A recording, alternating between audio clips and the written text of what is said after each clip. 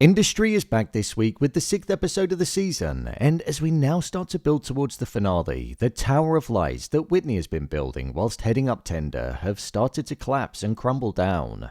With Eric's blackmail video, its connection to Whitney, Hayley's past, Henry seeming so different to the transformed man that he was in episode 2. We really saw how Whitney was orchestrating the entire mess of a situation and not only ruining his life, but dragging others into the pit of chaos. So with that, let's discuss the episode, break down the important details, and answer why it could be the best episode in the season so far. Here is Industry Season 4 Episode 6, Ending Explained. Just to let you know, this video will contain spoilers. Eric's dark secret. During this episode, with Tender quite literally being on the verge of collapsing following Harper delivering her speech at the Alpha conference about how Tender's finances were simply an illusion and that their stock value should be £0 and 0 pence. Before Eric was supposed to go onto CNN and debate with Whitney about their findings and that no trust should be put in Tender whatsoever, Eric received a text message with a video of the person that he was intimate with along with a passport photo of her. This highlighted that the person that he was with wasn't of age, and it meant that he committed a crime. He felt disgusting, and even though he didn't know at the time, he knew that what he did was extremely wrong and he could be tarnished as something for the rest of his life. This was almost why Eric went out on CNN and gave it one last hurrah and kicked Whitney's butt with the level of confidence that he had in the debate, because he knew that he himself had nothing to lose anymore if this video came out. However, Stern Tao had everything to lose if what happened ended up getting leaked to the press. This is why we saw Eric relinquish his ownership of the company and hand it over to Harper. Eric couldn't bring himself to tell Harper what he'd done, and I think he knew himself that his actions were always going to drive him into a damaging situation. Not necessarily this one, but that's why I feel there was no true outward anger that he had.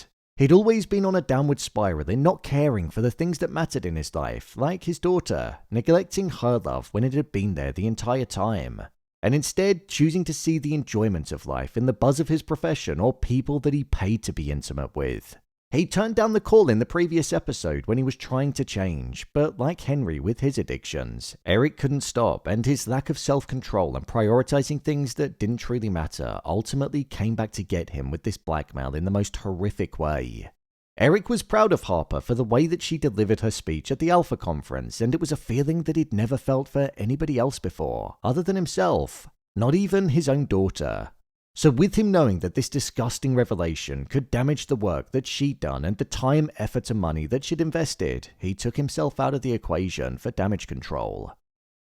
Harper was willing to know what Eric did, but he said, "I don't want you to remember me like that because it's obviously disgusting." But Harper responded and said, "I'll remember you like this," which was essentially implying that she'd always view him as a coward because he was never upfront with her. The shot of Eric walking down the road as the song Both Sides Now by Joni Mitchell was playing, which we heard earlier on in the episode when Henry was in the shower and Whitney was looking at him. It felt like Eric was going to be walking away for good. So I wonder if we'll see any more of him in the show or if that is him truly done for good now. It definitely feels like Whitney was the person that orchestrated this.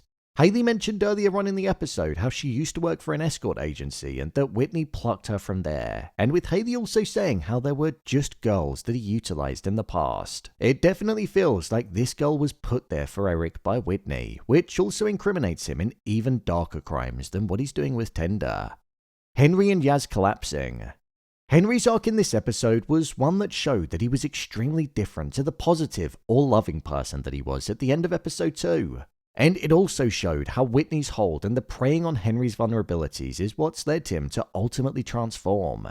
Henry loved Yas, but as we saw, Whitney was leaning into Henry and doing what he could to get him under his wing because he was attracted to him.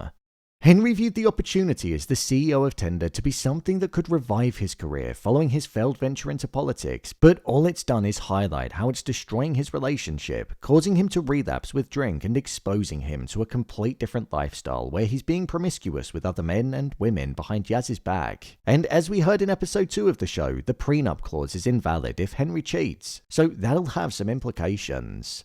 Henry feels like Yas doesn't love her, and all of that is stemming from inside of his mind because she is deeply in love with him. However, it's the actions that Henry's taking because of his insecurities and believing that she doesn't love him and his damaged mental state which is driving a wedge between them and causing their relationship to deteriorate. Yas started this episode being the confident head of communications that she was promoted to in the previous one, and it concluded with her walking away from not only the company, but also Henry and going back into her shell. She got the impression that Whitney was preying on weakness, but it was almost like once the light was shone on it directly, she saw that her and Henry were simply just being exploited. We also found out that Whitney had Yas, Henry and Hayley's intimate moments filmed so that they could be used as leverage at some point, so she's now seeing Whitney for the monster that he truly is.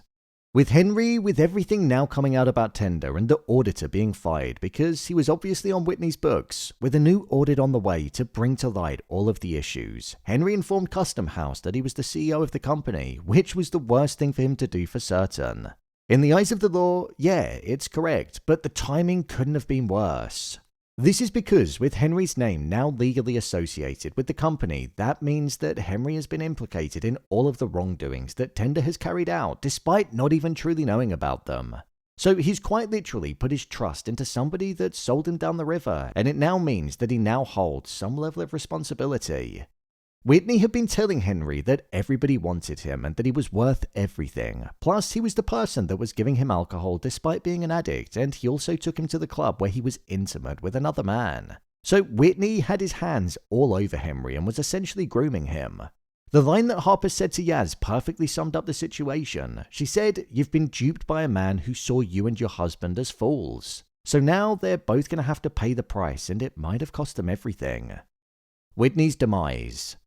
With the story being released that Tender's stock price was extremely inflated by Sterntow and that their operations in Africa and Asia were a complete illusion, the stock price in Tender had dropped dramatically, and Whitney knew that the walls were closing in on him. This was perfectly summed up with the way that he had his fake ID and his emergency cash on standby just in case he needed to make a swift exit. The only thing that Whitney had going in his favor in this episode is that he managed to get Tony Day on side, and he copied tactics of promoting him to CFO of the company and highlighting to him that Sweet Pea was simply going to offer protection, when in reality she was just a stranger that couldn't guarantee anything.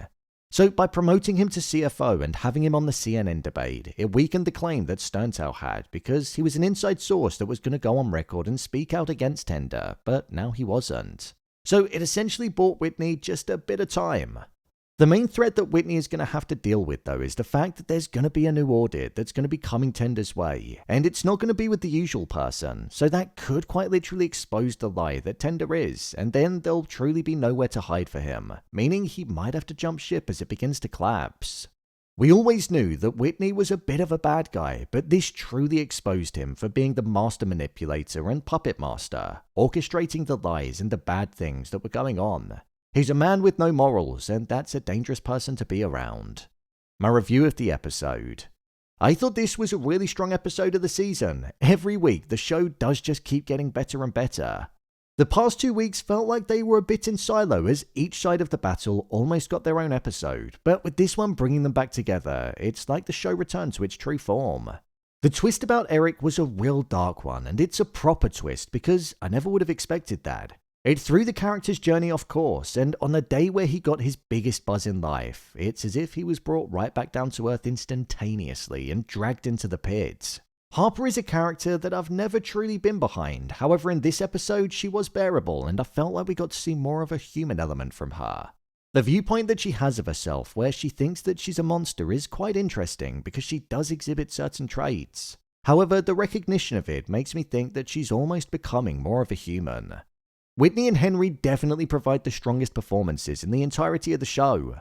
I just love how real these characters feel. Henry's intoxicated state whilst also just being sober is just really interesting to follow, and I feel we witness the struggles that an addict actually has in fighting every day.